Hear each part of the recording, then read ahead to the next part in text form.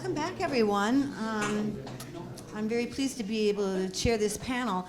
I'm exploiting my position as the chair today because I wanted to show you something that I meant to show yesterday, but I think it also puts a good frame on the discussions we're going to have this afternoon. I was talking about increasing inequality, global inequality, injustice, and the resistance to that. And I just wanted to put up 2 points. First of all, about the increasing polarization and the breakdown in global consensus on international rules that we talked about yesterday, a fracturing world with growing nationalism and populism. So people's local concerns become more acute and crowd out other issues. Societal polarization, economic inequality is becoming more extreme. Political decisions are increasingly narrow-minded and short-term. There is an increase in international conflict, security, and immigration challenges. International organizations find it harder to be effective as consensus is more difficult to build. We see this every day increasing. There's also this question of trust, and I know that Elira and others are going to be discussing this in their context, declining confidence in the institutions that underpin society. So institutions will continue to be devalued and suffer the corrosive effects of corruption like money in politics. Concerns about personal and digital security are increasing. The rise of tribalism and distrust of outside own identity groups will continue. There's rising skepticism, which will make it very difficult to drive meaningful change politically, economically, and socially. And there's a growing debate about truth. Truth not just in the context of AI and that, but truth in terms of disinformation and what we are all being fed on social media. So I wanted to just kind of place that as a frame and then let you all speak about whatever you want. I just had to get that out. So our first speaker today is Stefano Bianchini, who we welcome back after a while, and we hope you will be here again soon. So welcome. The floor is yours. Okay. Thank you so much, Jody. Thank you. It's a pleasure to be here again and to share with you some considerations, particularly related to the politics of memory and the EU enlargement. This is mainly my concern for today. You know that the politics of memory is a topic that particularly in the Balkans have been discussed very often, frequently, and deeply. They are, by the way, when we speak about the politics of memory, there are different vectors of memories that, without entering now into the details, that anyhow are very politically useful for remembering certain events of the past. Monuments, for instance, anthems, state symbols, festivities that have been organized. Recently, I would say also time zones. This can be quite surprising, but I would like to remind that Zelensky changed the date of celebration of the end of the Second World War from the 9th to the 8th of May, only because he wanted to belong to Europe, but Ukraine was in the time zone of Soviet Union, and it was, since the signature occurred exactly close to midnight, it was midnight for 8th May for the Western Europeans, and for Eastern Europeans was the 9th. But this is just to explain even sometimes the stupidity that emerged in this case.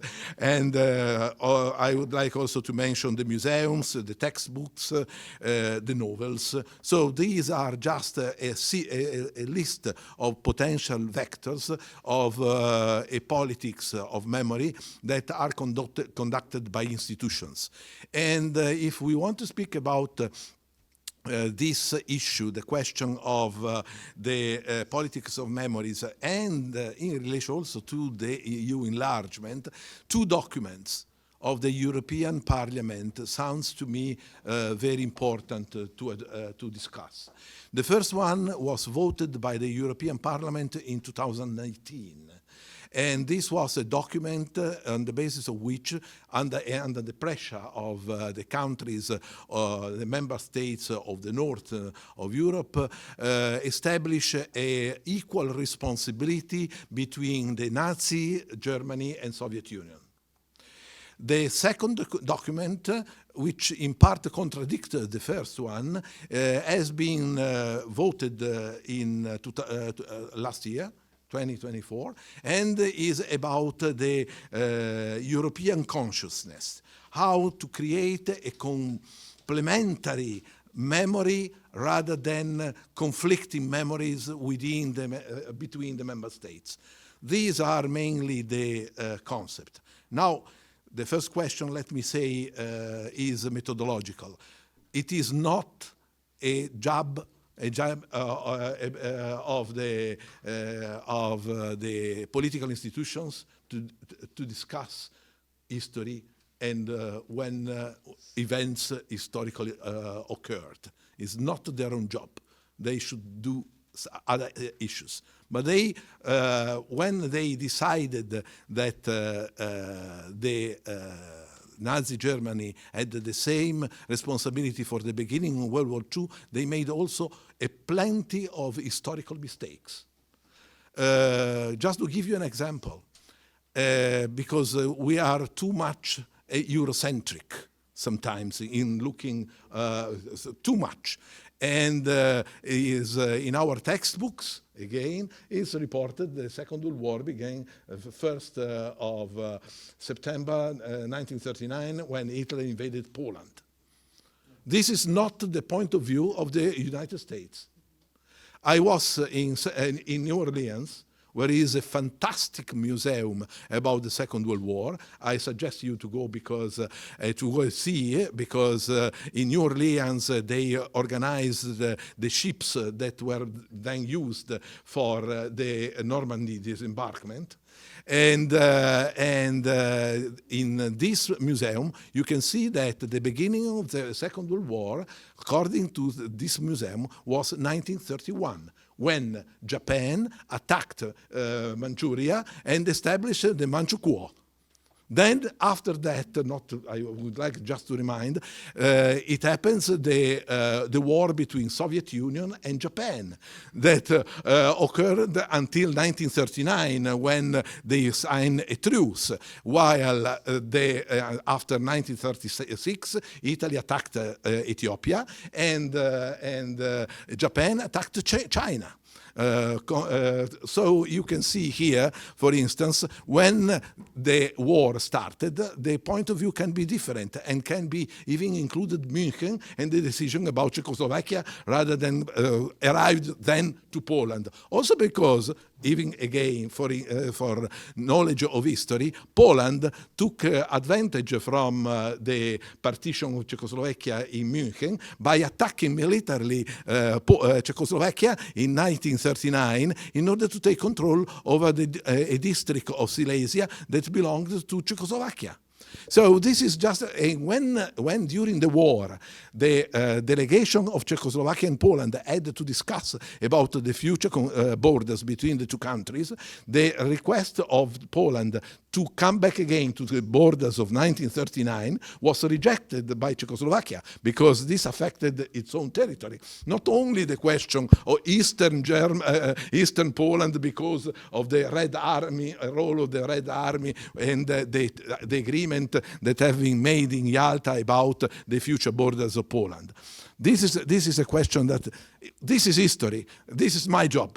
Just to make it clear, this is not the job of the members of the European Parliament. So they voted this document, but this has a political consequence, because then when you say that you have to build a consciousness, a European consciousness in terms of memory, because you have to create a complementing, rather a competing memory, well, now I want to, how can you make a complementary the memory of the Ustasha?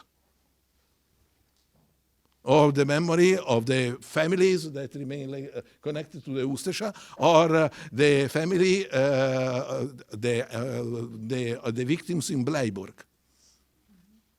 Or even just to remind, what about the discussion about Goce Delchev for between Bulgaria and Macedonia, North Macedonia, sorry.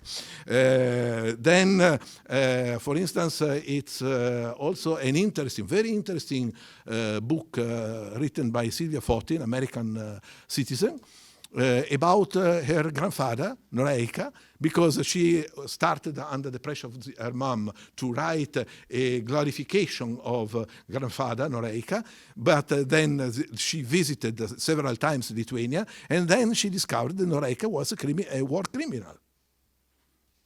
And the book described how she arrived to this knowledge, and which on the basis of which evidences. So, for instance, when we are speaking even recently about the fact that the day when Auschwitz was liberated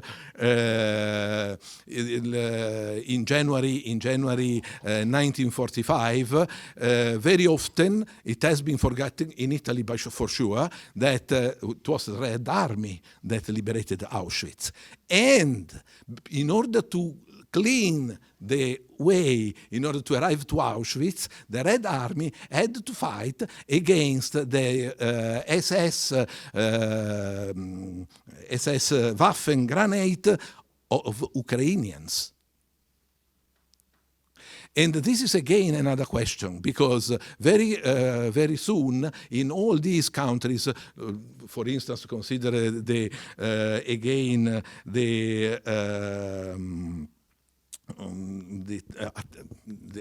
decision in Ukraine to rehabilitate Bandera or Shukiewicz, or the rehabilitation of Draža Mihailovic in Serbia, the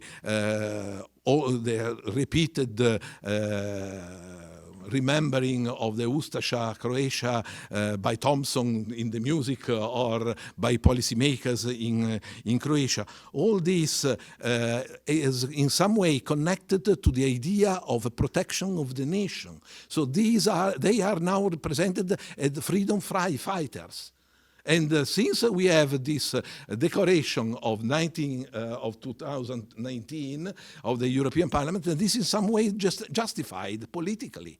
Freedom fighters or Nazi collaborators, or freedom fighters under the Nazi umbrella, which was probably the more correct interpretation, because they mixed the two issues in order to fight against the Red Army, who, like it or not, was allied of the United States and the Great Britain, and won the war.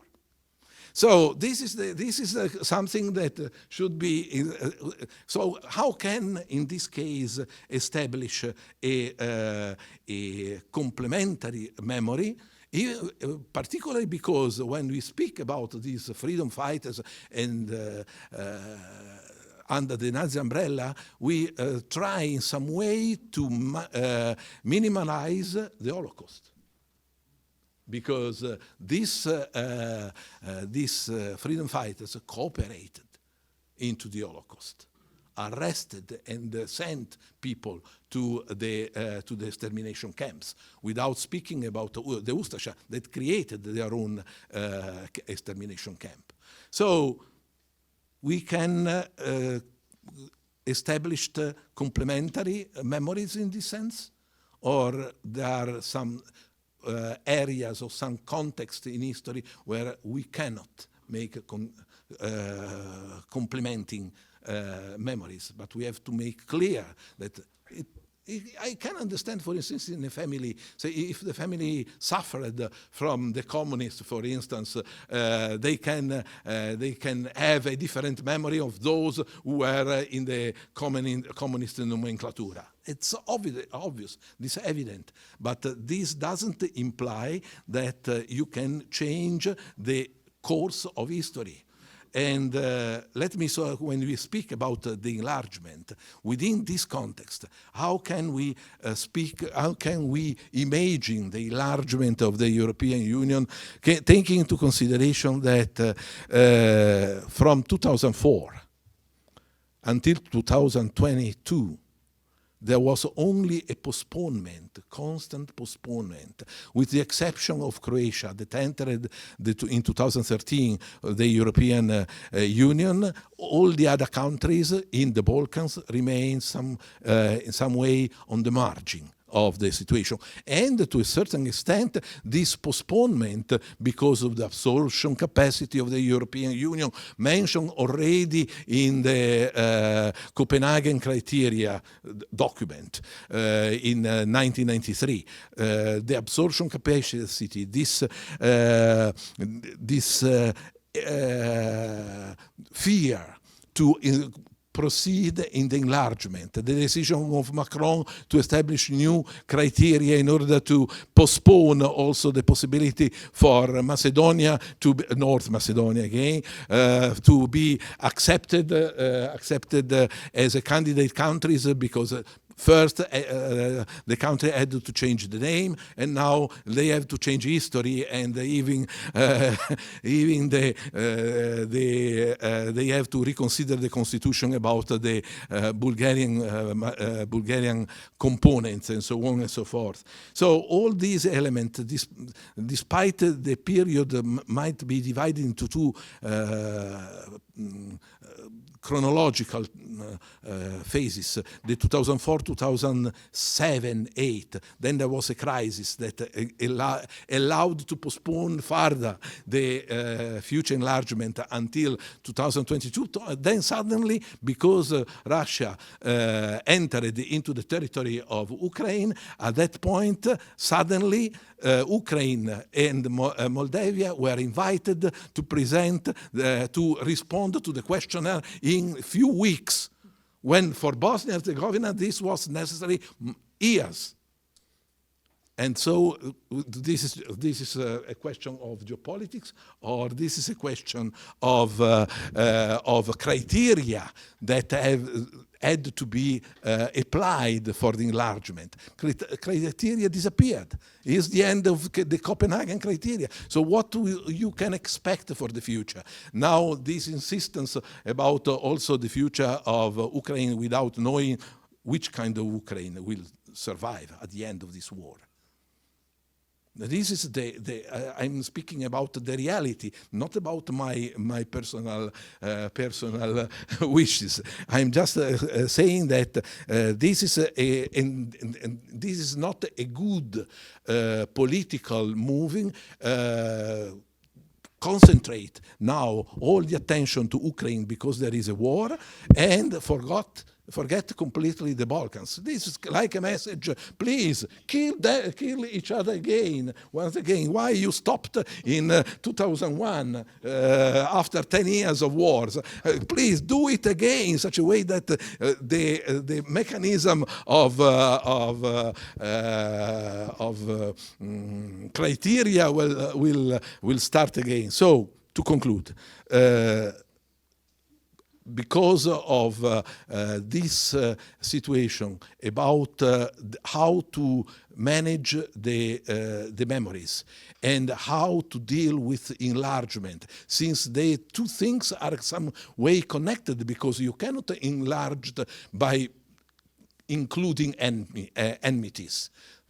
Theoretically, enmities should be settled before entering. This didn't happen even between Slovenia and Croatia, that are still quarreling about their borders. And the European Union, once upon a time, said, before you have to settle all your problems and then you enter. But so in this way, instead of exporting stability, as it was the hope at the beginning of the millennium, when everybody were emphasizing the positive aspect of the future enlargement of 2004, the risk is that the European Union is going to import instability. And I think that in the context of even what happened yesterday in the United Nations, this is just to conclude, but I think that it is important to say that the Assembly voted a document about Ukraine, written by Ukraine, and Actually, it was the American document that was amended by the Europeans and the EU and the Ukraine, and they voted this document, and Serbia voted in favor. Then they went to the Council, the Security Council. In the Security Council, the Americans presented the original document. They rejected all the amendments of the Europeans that were voted in the Assembly, and at that point, the document was approved. So there are two different documents about Ukraine, and Serbia regret to have voted in favor in the Assembly because they didn't know in the Council because they were not members of the Council. So this is just to explain which kind of problems the mechanism of Europe, what is better now to select the European Union or Trump? This is something that is the big question mark that such event tell us regretfully. Thank you for your attention. Oh, thank you, Stefano. You brought up a lot of things which we can go into in the discussion, but I'm very glad that you immediately came from the perspective, our Eurocentric historic perspectives and our conflicting histories. Also, the fact that these international institutions have become reactive, not anticipatory, and give out contradictory messaging. So it changes on the situation, and nobody seems to be prepared for what's happening. All of the CVs of all of the participants on the panel are available to you, so I won't take time. But now I would like to give the floor to Dzenita Šiljak. Working. Yes. Oh, okay, I have a presentation. Good. Good afternoon, everyone. I am so happy to be back in Kosek after 3 months. And well, I will be talking about institutions, but from a different perspective. I will be talking about why institutions are important for achieving economic growth and why they're important in the transition process. So, to start, we talk about transition economies. I am from a transition country. I'm from Bosnia and Herzegovina, so maybe I have a little bit of insider knowledge what is going on there. But when we talk about transition countries, so the Western Balkan countries and the so-called DCFTA countries, Ukraine, Moldova, and Georgia, when we monitor their transition process, we can see that they have made some progress. But mostly economic, while institutional inefficiency still persists. Why are we talking about institutions? Because efficient institutions are necessary for sustainable growth, development, and resilience of these countries. So throughout today's presentation, we will explore how governance, regulations, and institutions impact long-term economic growth. First, to define what are institutions. There are rules of game in society. Basically, they determine how the society will function, and they are fundamental in shaping economic performance. Basically, they are the backbone of the economy. Efficient institutions, they have a positive impact on growth. If you read econometric papers, there are even empirical empirical proof that it is like that. On the other hand, inefficient, weak, extractive institutions can slow down growth or even reverse it, which means that the country will be in a recession. Many transition countries suffer from institutional inefficiency. How? When we talk about institutions in economics, we usually use proxies such as corruption, rule of law, judicial effectiveness, or property rights protection. What is the common characteristic of all transition countries? Well, corruption and weak governance persists. It means that it erodes trust and investors' trust and business efficiency. Then regulatory inefficiency, basically red tape, that create barriers for businesses. Therefore, businesses cannot operate. If you don't have businesses, then those businesses cannot contribute to GDP, and we cannot have economic growth, and economic growth is basically the growth of GDP. Then political instability also discourages investment. just one question. Would you invest in a country where politicians are threatening that there will be a war in the next month, 3 months, a year, so that you don't know whether your capital is safe, whether your machines, your buildings, whether they will be protected, and that you will have a return on your investment? Of course not. And the last but not least, the property rights protection also affects investor confidence. Why? Because if your physical and intellectual property is not protected, would you also go to that country? Would you invest in that country? Of course not. Okay, now this stopped. Okay. So why are institutions important if we have economic policies? First, who conducts those economic policies? Institutions. So if you have economic policies but not efficient institutions, they will not guarantee long-term growth. So what strong institutions help? How do they help? They help by encouraging investment and fostering innovation, by enhancing business competitiveness and productivity. Also, if you read the Global Competitiveness Report, institutions are one part of it, so they are important. And last but not least, ensuring social and economic stability. So without institutional reforms, economies will remain vulnerable to stagnation. They will not grow. Okay. Let's go back now who we are talking about. We're talking about the Western Balkan and the DCFTA countries. But why are we analyzing them as a group? Because these countries have a similar history. They were all centrally planned economies. They were all part of another country, Yugoslavia and the Soviet Union. They all declared their independence after the early 1990s. So Kosovo in 2008 was the last one.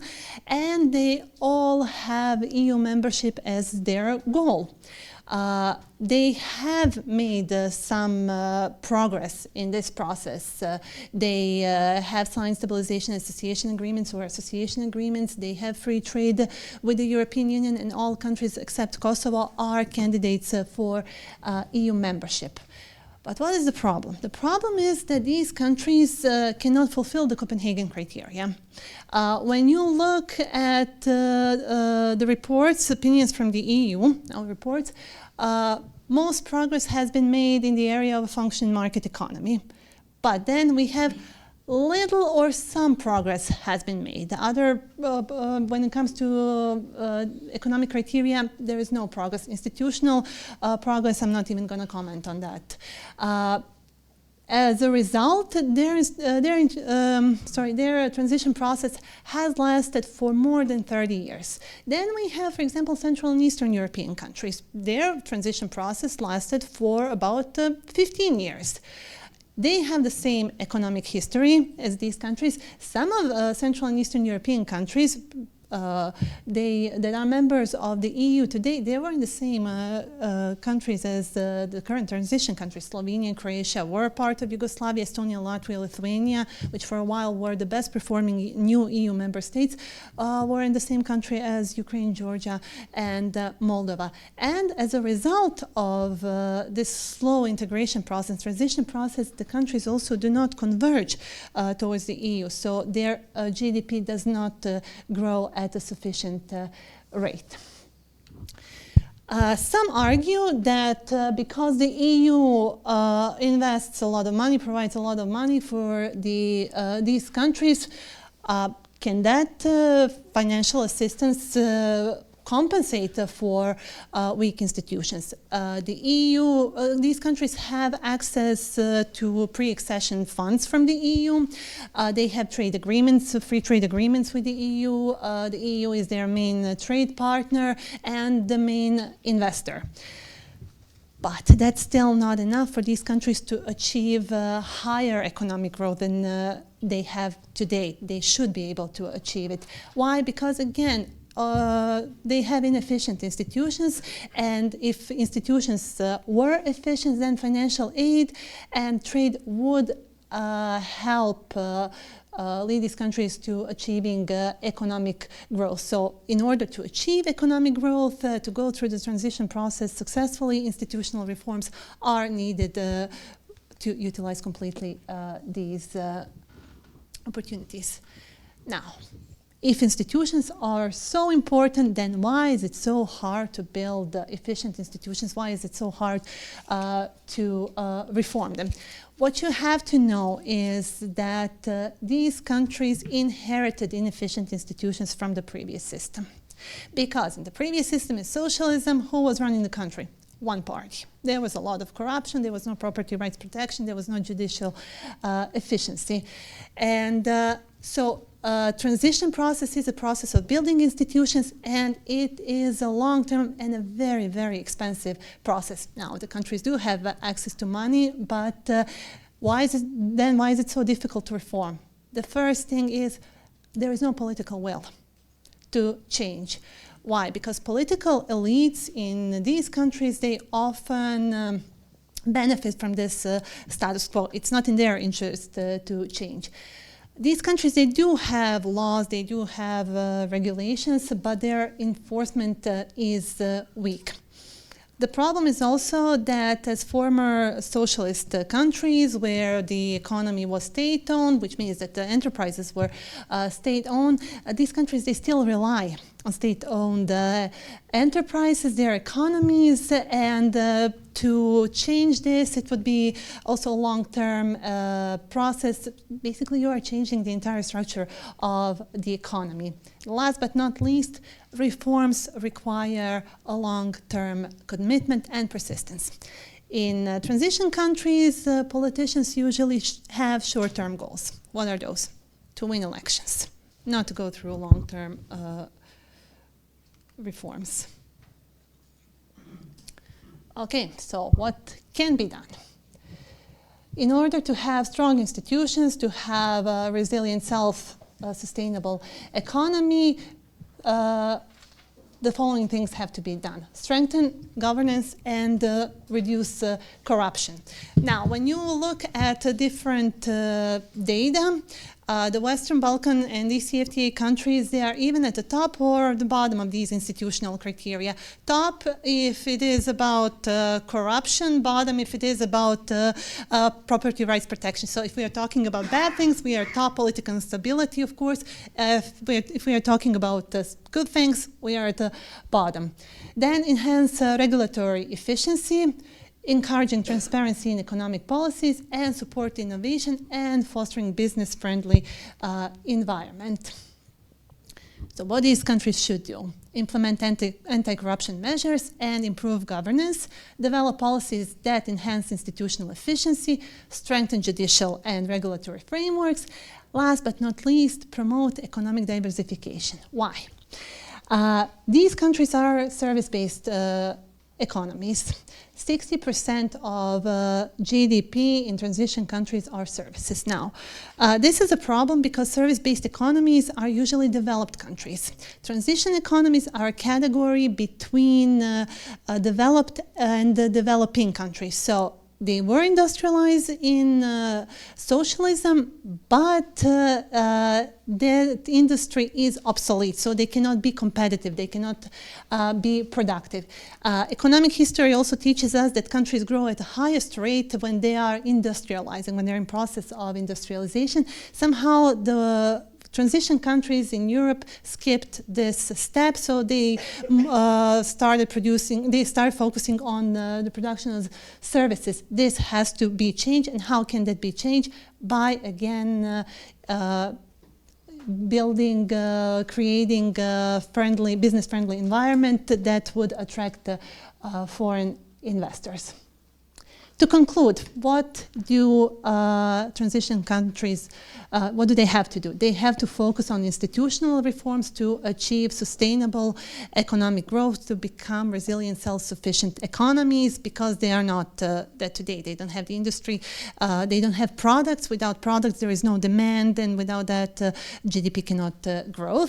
So without strong institutions, economic progress will remain fragile, and institutional improvements are essential for successful EU integration, and for a long-term resilience of these countries. Thank you. Thank you so much. Thank you so much, Dzenita. Am I on time? Yes, you're on time. Now, I really have the honor, we all have the honor to welcome Lena Ivanovic and Irena Stepanovic here online. They are part of the student movement in Belgrade that maybe some of you have heard of, called Everyone to the Barricades, Everyone to the Blockades, which is now not nominated for the Nobel Peace Prize. So I think these two young ladies have, and the organizations that they work for, have a really inspiring model for young people today about how what seems to be monolithic political systems can be questioned and can be, and if you stand up and you are brave and have the courage to do so. So I think that Lena is going to speak with us now, so welcome, both of you. Hopefully, can you hear us? Yes. Okay, thank you so much. Again, I just wanted to thank you so much for having us today. So, as you said, we would like to explain a bit what is currently going on in Serbia with our government and the student movement, as we feel it is our obligation to do so due to the current state of events. So, it all started with this organized group of people from the current reigning political party. They attacked students, specifically students from my university, which is the Faculty of Dramatic Arts. We had a peaceful protest to pay respect to the 15 victims who sadly passed away, and 2 with life-threatening injuries due to a large cement awning. It fell, and it fell because of faulty repairs and government negligence. The government outright denied fault, and they're trying to represent our movement as paid by foreign influence and as violent. And so our faculty was actually the first to enter a blockade. We got a plenum together and we sat and we voted and we decided to enter a blockade. So it has now been exactly 3 months on this day since the start of the blockades. And even though this was the event which kickstarted the blockades, it is important to note that Serbian citizens have been subjected to extreme repression and violence by the autocratic government for over 13 years now. Protests against corruption and environmental issues such as lithium mining are basically a daily occurrence now. Our movement hasn't been reported by the news properly, and it has been silenced to a degree, and we're trying our best to get it out there so people can hear us and see us, and trying to get as much support as possible so our demands can be met and so we can start studying again and just build a better future. So over time, over 60 out of the 80 universities in Serbia have joined in on the movement and entered blockades of their own. Even many high schools and elementary schools, as well as many theaters, law agencies, agriculturalists, they have entered strikes in support of our movement. We have united in our demands, and we're now holding protests all over Serbia. Some were organized by students, and some are even organized by civilians in support. Our demands include releasing the complete documentation of the renovation of the Novi Sad railway station in relation to the awning, the cement awning specifically, identification and arrest of the political party members who have up until now attacked students, whether it be physically or by car, as well as the release of students who have been imprisoned and the institutions to do their jobs. And our final demand was for the National Television of Serbia, RTS, to properly report on the student movement during the news program Dnevnik. So due to this, we have started and announced a media war with the national television. These demands, as of yet, have not been fulfilled. The government has said multiple times that our demands have been met. However, that was just misinformation for the general public to appease, as well as to make it seem as if our movement was coming to an end. The way we battle said misinformation is predominantly via social media and word of mouth. Almost every faculty and place in a blockade or strike has their own social media page, whether it be on Instagram, Facebook, Twitter, or TikTok, where the general public can follow what's going on and stay up to date, as well as follow if we're going to have a protest or any sort of public appearance.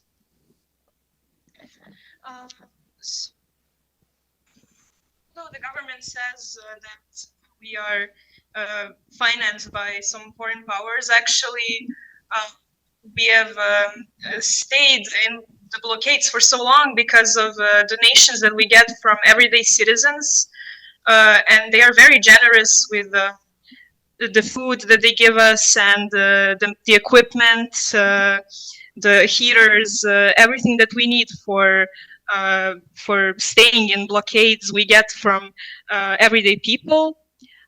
We are organized in plenums. So what is a plenum actually?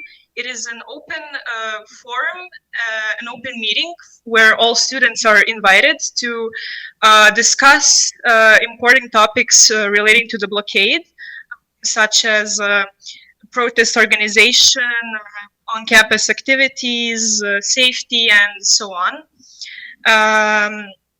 Every student is invited, and every student has a right to vote.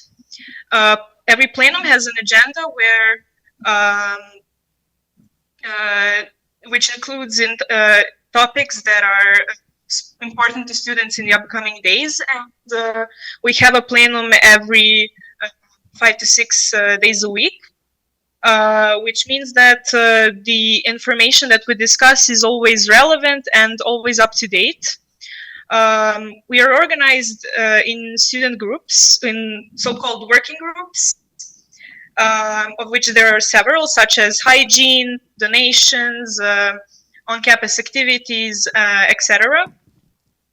These groups have rotating members, and this ensures that there is no opportunism, and every student has some part in these blockade activities.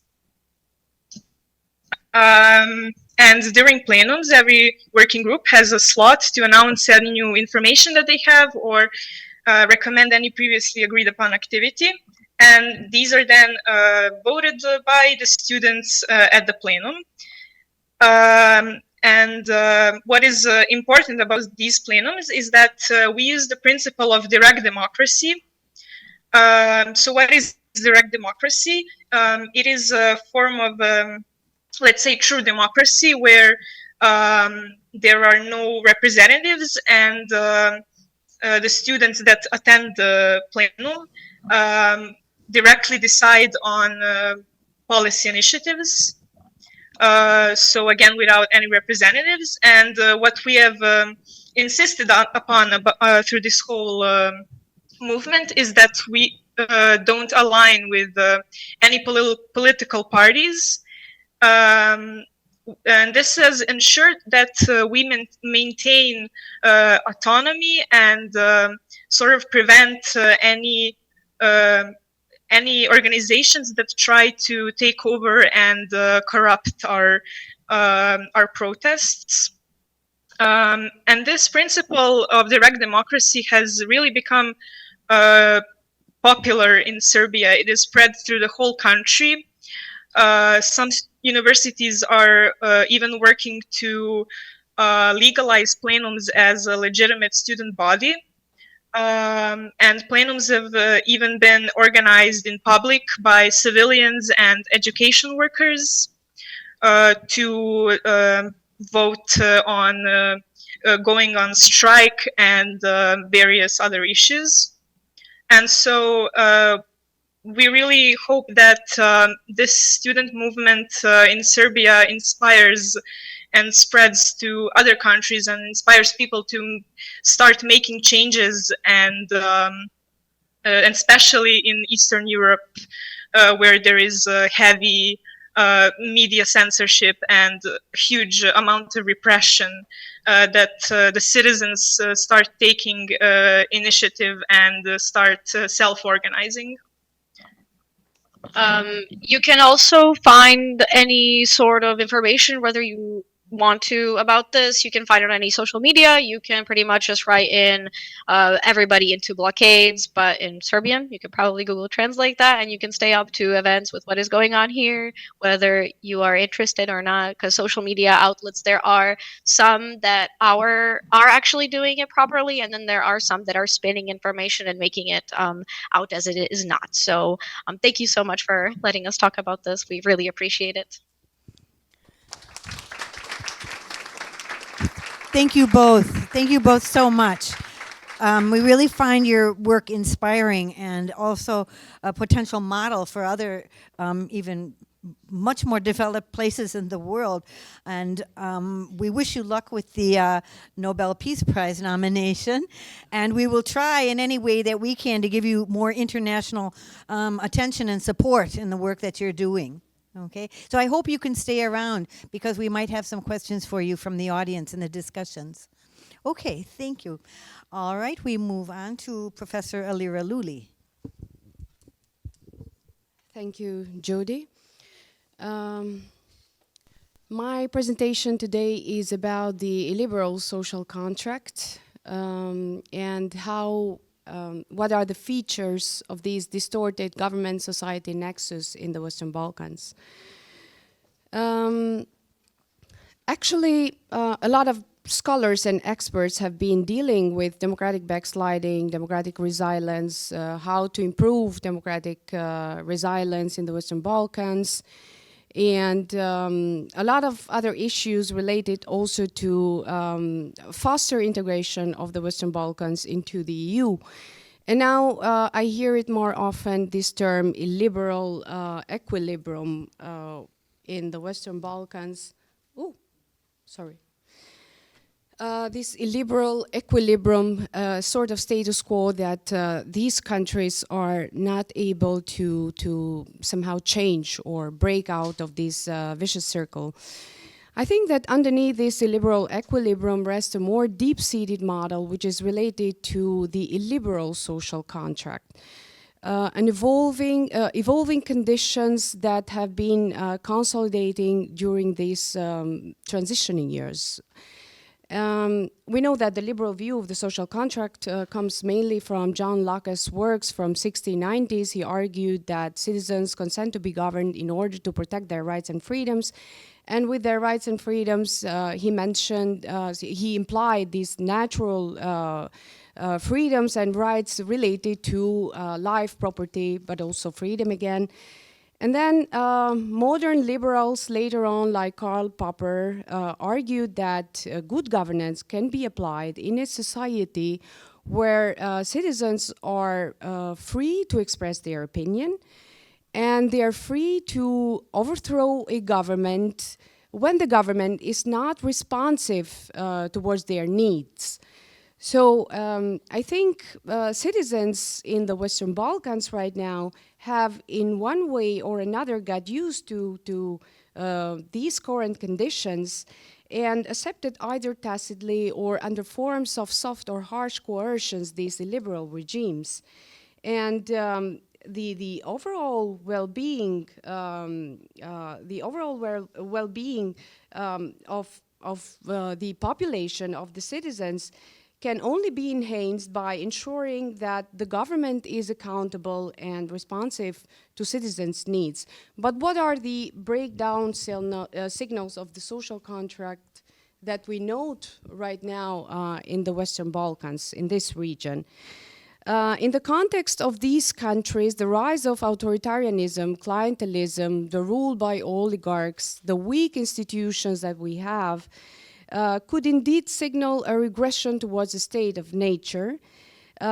because when institutions weakens and governance becomes more authoritarian, it can lead individuals to feel that their rights are not being protected, thereby challenging the very foundations of the social contract, a normal social contract. And they also can become very disenchanted with the political system and potentially pushing society back to a state where personal, individualistic interests override the interest for the public good, so override the interest override collective interest. Nevertheless, political elites have shown to be able to legitimize themselves into power because there are several mechanisms that they have been using all this time. And these mechanisms are related to electoral process manipulation, control of information, control of media narrative, establishing strong networks of patronage, and also leveraging nationalistic sentiments or populist rhetoric whenever they need it. And these kind of conditions have led to some sort of citizens' inactions because they somehow understand that, or maybe they think, they perceive that they cannot change the situation. So this inaction tacitly continue to legitimize the illiberal practices, creating a self-reinforcing cycle of disengagement and governance failure. But what is the prevailing perception? What is the prevailing perceptions and discontent by the public towards institutions and also political figures or political parties? According to Balkan Barometer 2024, trust in political institutions and also political figures is very low in the Western Balkans. Political parties have received high levels of distrust. 74% of people are expressing distrust. Parliaments are distrusted by 64% of respondents. Media, 58%. Police forces, 56%. And judicial institutions, 42%.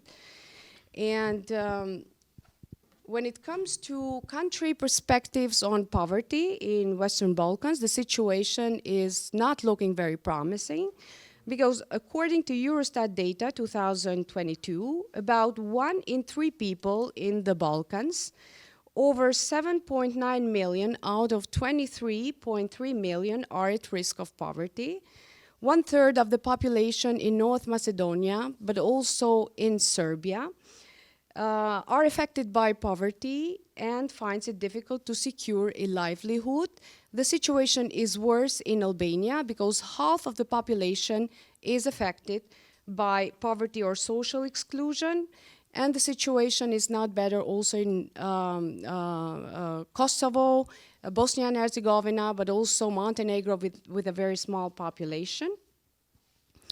And talking about implications,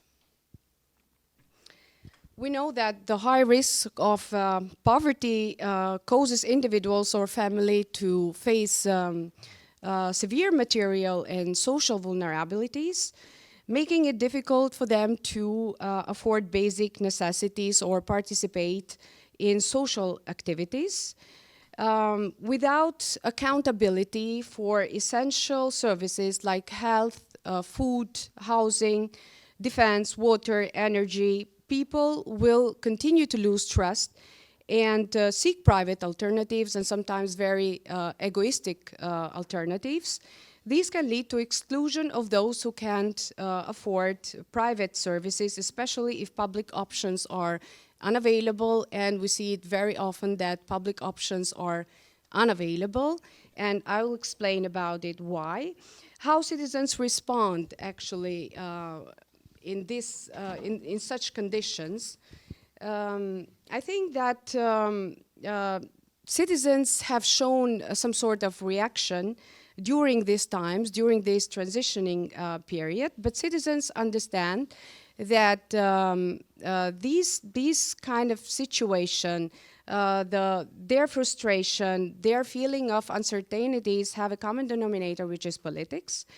The welfare state is unstable because access to public resources and welfare programs is controlled by political loyalty rather than equal treatment towards citizens. As government co-ops civil society into governance, this creates, but also when they control public institutions, this creates a patronage-based system, leaving citizens feeling excluded and powerless to bring about change.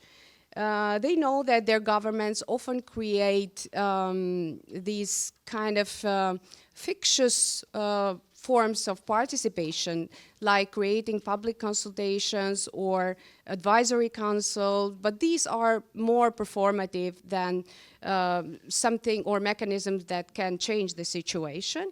Decision making remains highly centralized, and citizens' input is either ignored or filtered through political interest.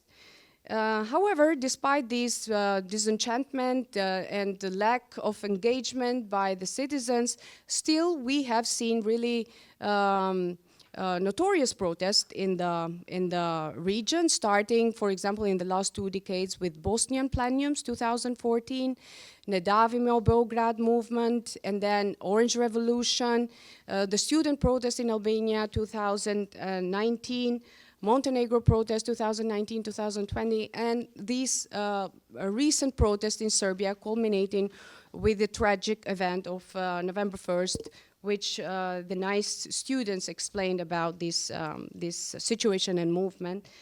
I think they always have articulated a range of demands, primarily focusing on corruption, economic inequality, and the lack of transparency. But I think still that these protests have, while they have achieved some immediate success, such as, for example, the change of political figures in power or specific policy reversals, the quest for establishing liberal regimes and deep-rooted structural reforms and achieving progress remains largely unfulfilled. So what should be done in this case? I think the focus should again turn or let's say concentrate on the 4 freedoms. What should be done? Enhance economic security. I think it is necessary to implement policies to improve access to affordable housing, food, healthcare, and education, address unemployment, and address poverty through targeted job creations and skills development programs. Strengthen media freedom, because it is really imperative to promote independent journalism and protect journalists from intimidation, encourage critical reporting and combat self-censorship to ensure diverse media representation. It is also really important to protect religious freedom, ensure that constitutional protections for religious minorities are upheld, foster interfaith dialogue to reduce discrimination and societal pressure, ensure more security, tackle these borderless threats that we have, organized crime, political corruption, enhance public safety, address ethnic tensions and historical grievances through community building initiatives. And I think these conditions should be really improved as soon as possible in order to accommodate the opportunities of the modern era, which are related to technological advancement, artificial intelligence, digital literacy, to gap the digital divide that we have right now in the region, but also foster entrepreneurship, create supportive environment for startups and small businesses to thrive, encourage innovation, and provide access to funding and resources for aspiring local entrepreneurs in the region. So this is my presentation for today, and then we can discuss later on if you have any question. Thank you. Thank you, Lira. You followed up pretty well on the presentation from the students in Serbia. I think that was very good. I think Caleb, are you here? And Igor?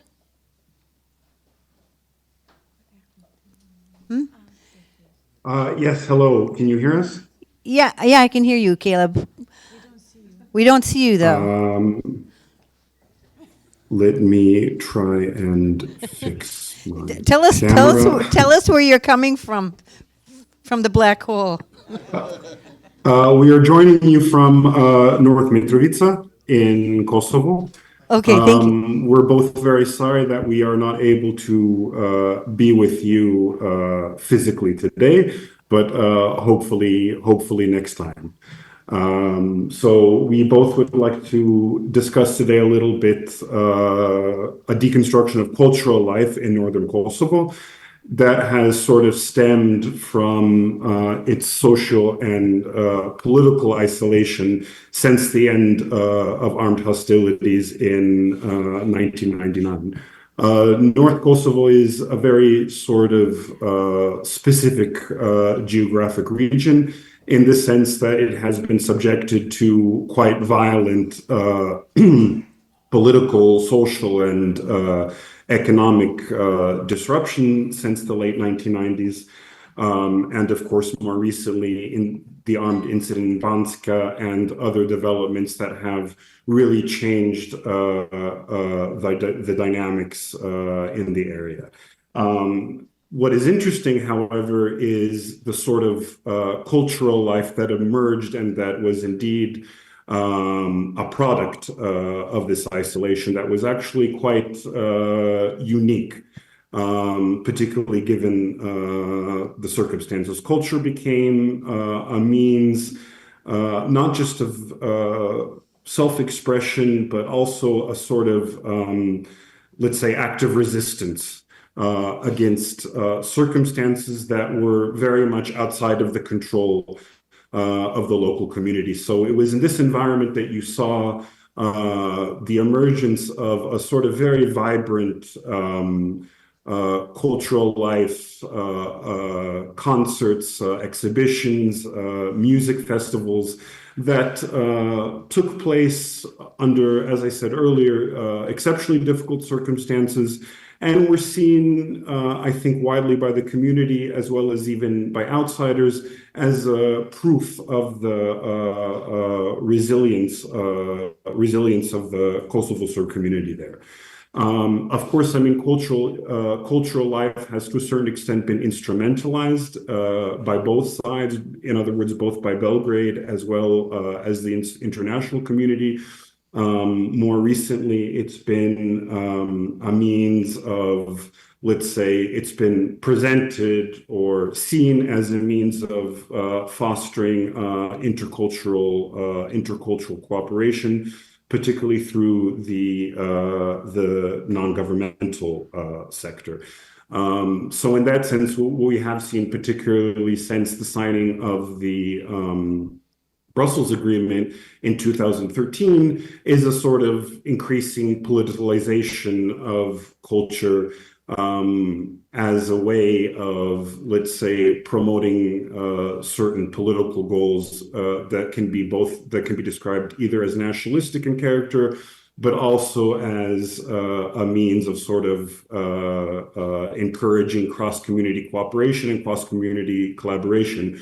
And on that note, I mean, although this has been something that has been used by the international community, it was also something that was occurring, although albeit very much under the radar prior to 2013. Of course, if we're looking at this through a lens of an attempt at reconciliation, the question becomes how successful have these attempts been by international actors to promote cultural cooperation as a means of reconciliation been, and does it have actually the potential to promote sustained and long-term links between the Kosovo Serb and the Kosovo Albanian communities? This is, of course, something that remains to be seen. However, there are certain indications that indeed, at least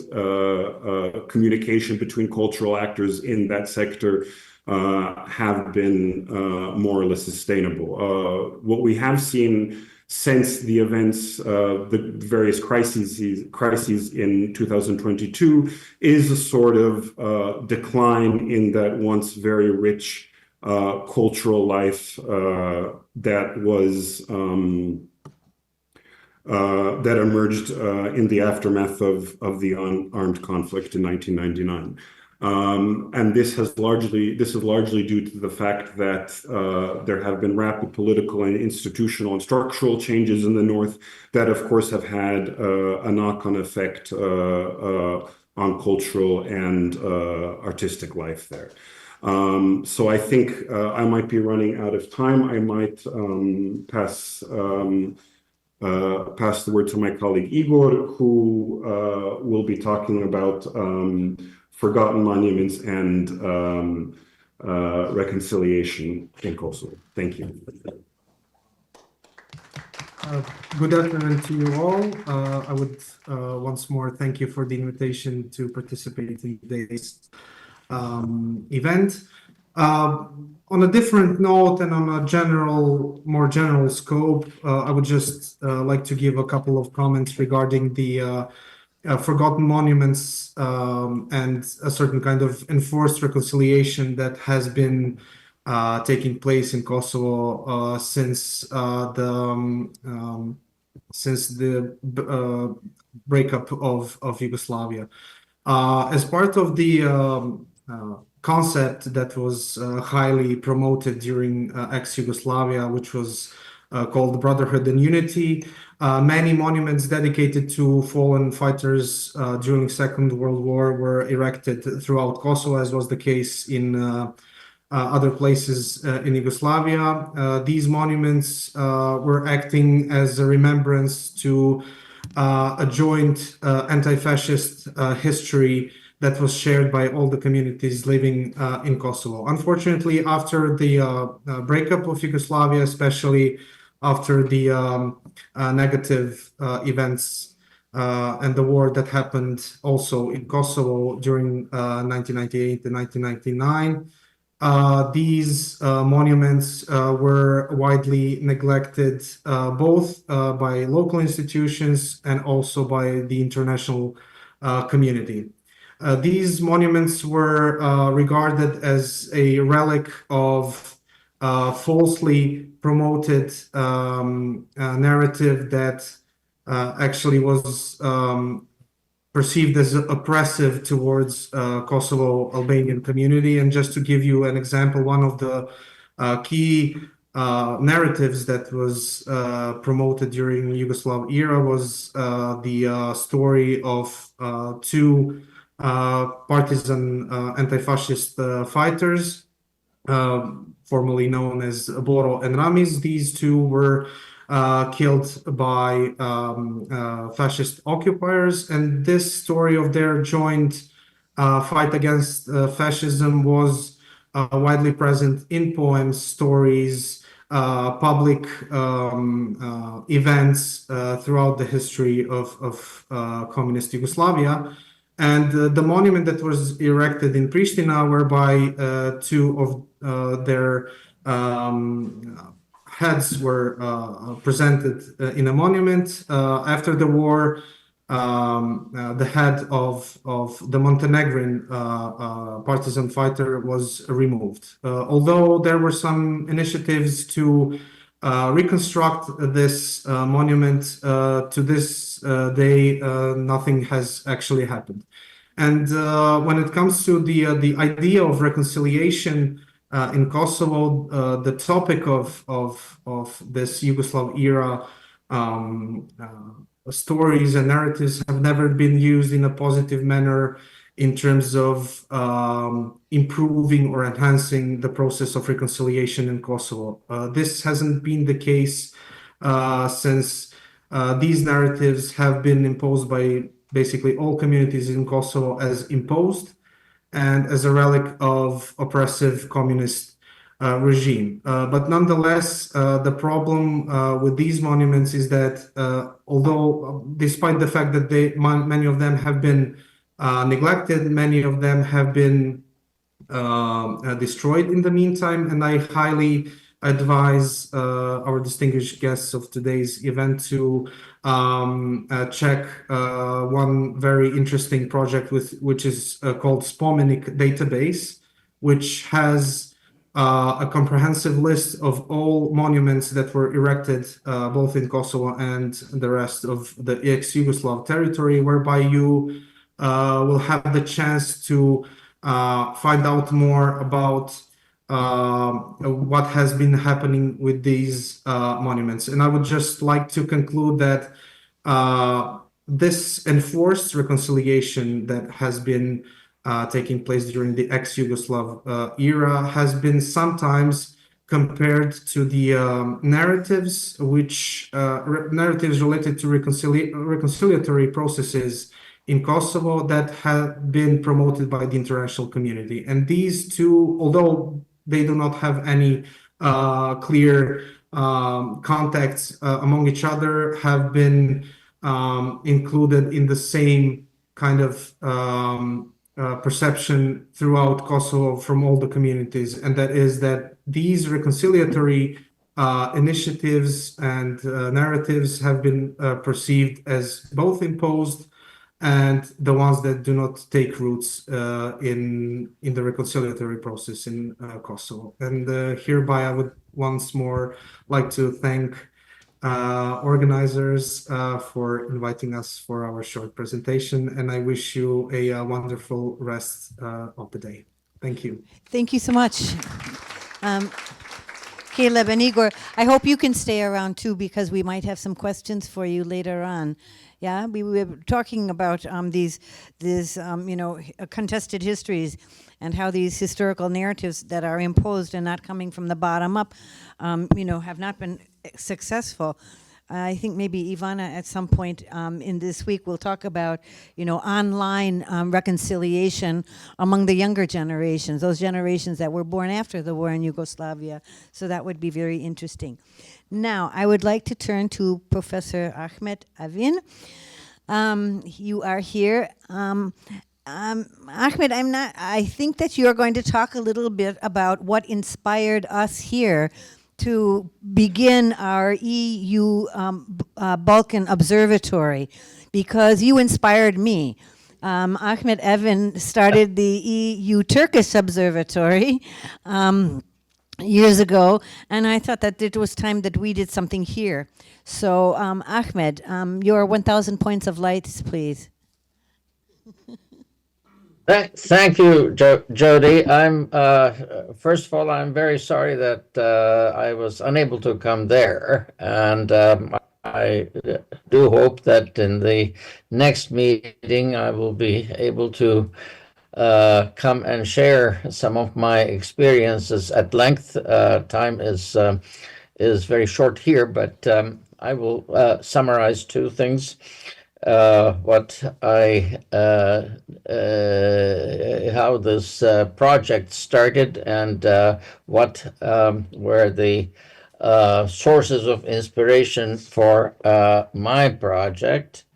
And before doing that, let me also thank Dr.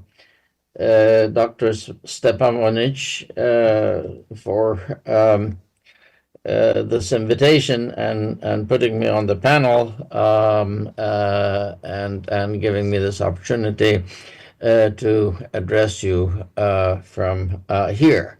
Am I visible? Because I do not see. Yes, we can hear you and see you. You can. Okay, very good. It started as a dialogue project, and this came up right after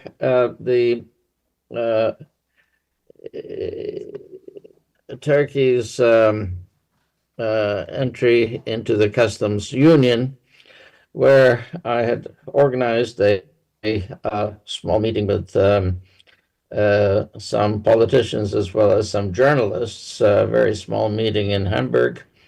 And the follow-up was, I was encouraged to follow that up, the dialogue. The first suggestion was the British-led Königswinter talks, where after the war, in order to bring Germany, anchor West Germany back into the transatlantic and Western Europe, because the dejected and defeated Germany was turning eastward, and to oppose that, the British started at Königswinter near Düsseldorf to have an exchange. But it's not a political exchange. The most important thing is it was an exchange of ideas, bringing artists together, bringing intellectuals together, and so on. That is still continuing. There's an annual Königswinter conference, it's called now, between the British and German counterparts. Another important model, but it was on a much larger level, was the Arden House at Columbia University.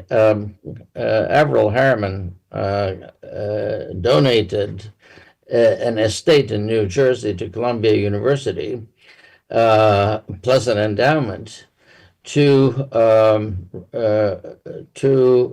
really carry out a debate about how to construct a world order after the Second World War. But his idea, that was also supported by the rector of Columbia University at that time, was that a discussion of what the world order should be like should consist of 1/3 academics, researchers, intellectuals, 1/3 government diplomats, military strategy experts, and the other third business, so that it was a realistic group. And we owe the post-war liberal order to these debates at Arden House. Unfortunately, Columbia University sold Arden House. It was still being used for policy conferences when I was a student there. We do not have that. But this also reminds us that all these efforts, like the Königswinter dialogue conferences and Arden House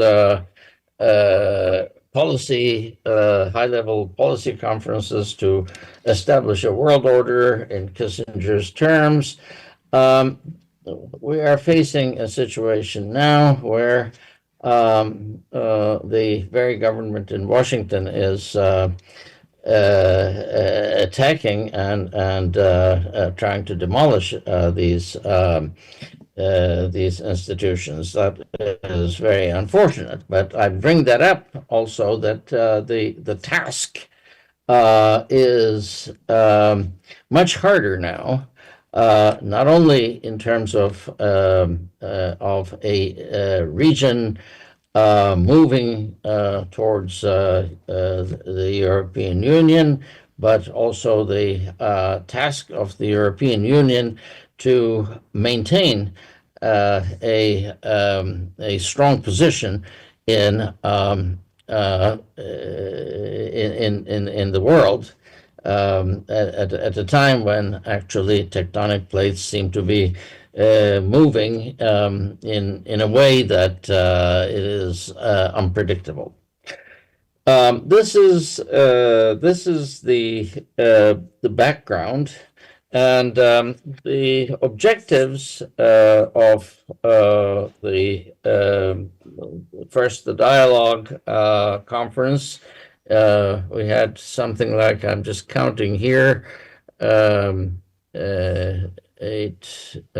12, 16, about 20 international conferences in various places in Europe, in EU, and out of this 20, only one in Istanbul.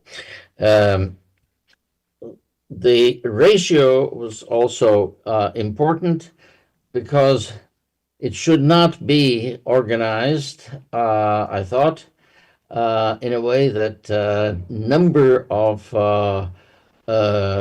Turkish or Turkey-related persons in the conference should not be more than a third, so that there is no us against them setup, but rather an integrated debate about the issues. And what are the issues? Well, the objectives are bringing together international business community with policy and opinion makers from the EU and Turkey, and encourage free and open dialogue with a view to create a common understanding of social, economic, and political issues. We're not saying ignore the issues. There are issues, obviously, as later developments showed us. And I stopped doing this in 2007 because ultimately the government of any country has to be willing to pursue in a serious way EU membership. It cannot be, you could support that, you could raise awareness of the importance of that, but ultimately, if the government's priorities lie elsewhere, it is very difficult to move towards a union which involves treaties. Another important objective was, when the observatory was established, to undertake focused policy research on EU enlargement and assess the situation of the candidate country and develop and propose concrete policy options. Concrete policy options. I mean, what do you do with this? And the third, and I think this is quite important, promote a correct understanding of challenges and benefits of prospective union membership. Go after the benefits, but promote a correct understanding of issues so that at least it is not built on received ideas or prototypes or stereotypes, which came up also. Memory you cannot erase, but you could actually imagine concrete scenarios that are forward-looking.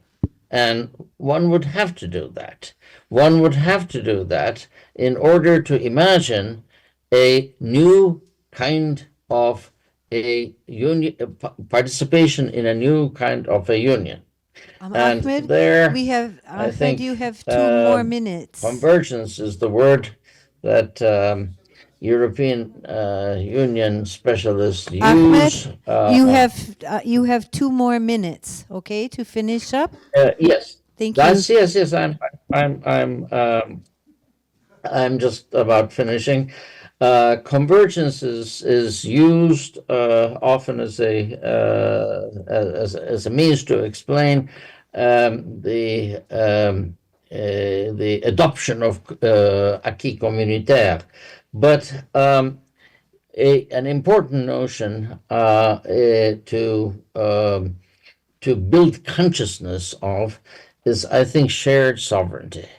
Without really an internalization of that term. I mean, you'd say, what is shared sovereignty? We use that, but often we do not know. Two more things. There has to be, as I said, a building of a commitment to EU membership. That is the objective, commitment to EU membership. But as I said, we are living in very difficult times.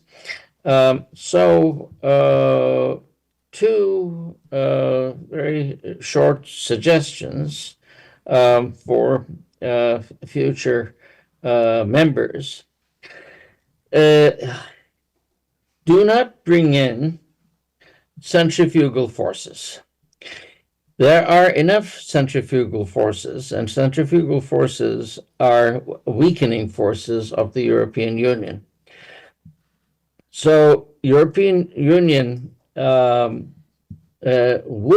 I would think, be quite anxious about the prospect of bringing into the Union further centrifugal forces. So that is not only a dialogue between the Balkans and the European Union, but as many of the participants that I listened to, a common understanding within the region, lessen the effect of centrifugal forces that have come down from history and historical consciousness, and also exceptionalisms somehow have to be reversed in this process. Thank you. Thank you very much. Thank you, Ahmet. I think some of what you spoke of is what we try to do at iASK generally, but also in our EU-Balkan Observatory specifically. Now we will move on to Ruben, who's already got his timer on. I'm here. Do you have a microphone there? Yes, I have. Thank you. I will use my right of freedom to choose to walk a little bit.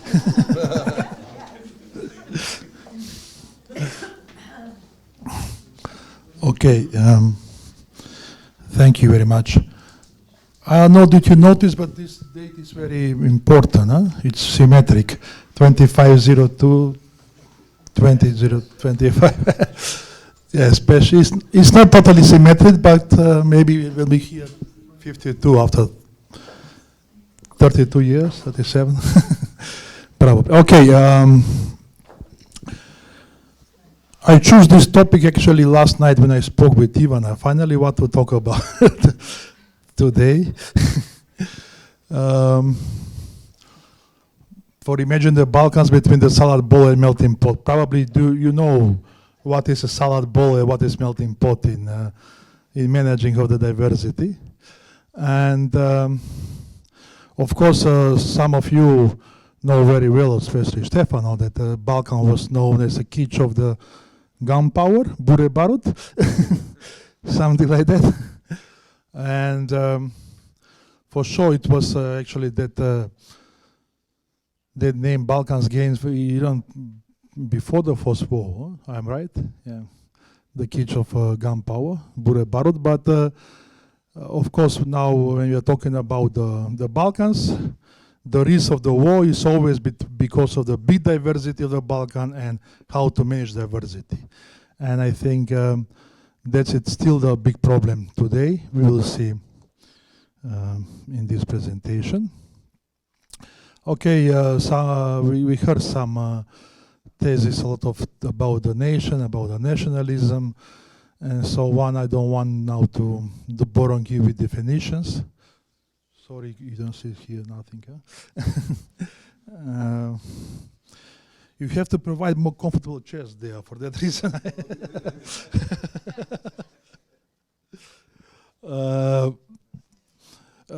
Actually, after the French Revolution, when the idea of the nation and nationalism and nation state came in a stage, the idea of the nation in the Balkan was imported. It's not something original, natural, let's say, because in the Balkans, in that time it still was the concept in Ottoman Empire of a millet system. Actually, the religious identity of the people was very important, not the ethnicity. And when we are talking about the time of the French Revolution, the time of the nation revolutions in Hungary, for example, or in other European states, in the Balkans, people were really blind about what is ethnicity and what is nation identity. And of course, after the Berlin Congress, when was the big power decided to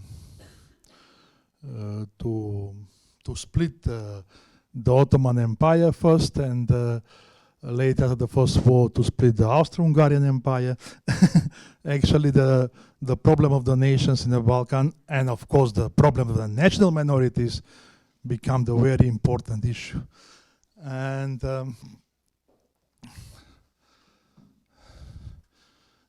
because I don't have enough time, what is very important when actually the idea of the nation in the politics, implementation of the politics, was very important, that this quota was very important in the 19th century.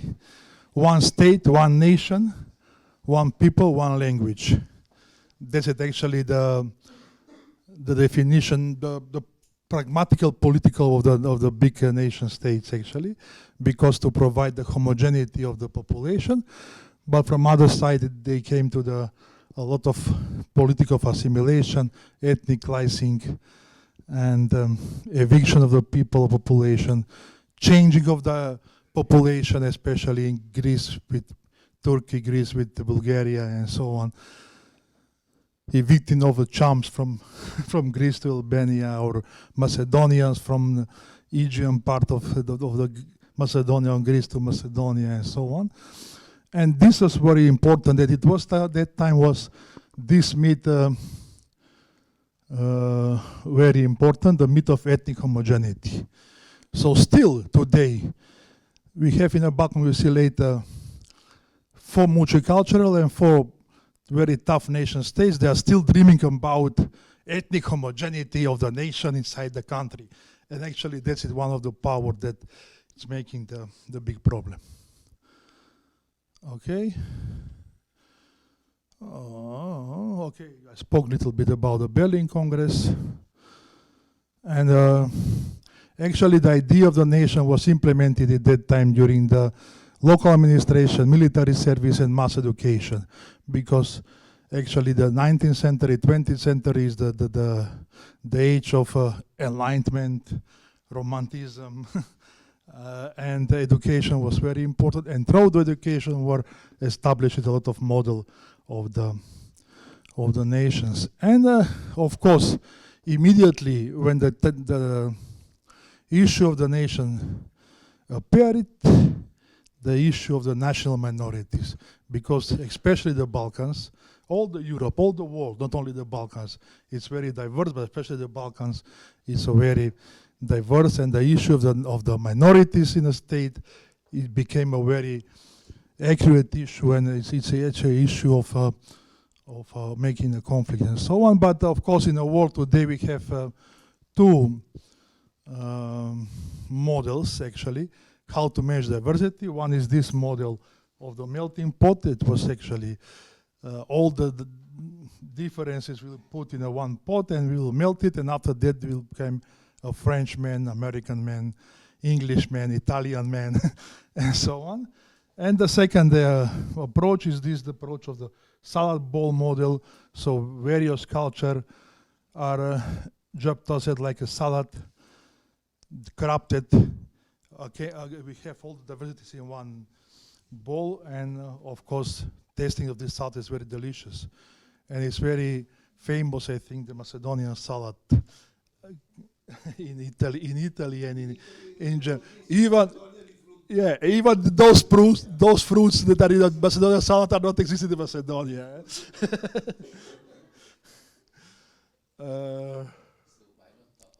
Sorry?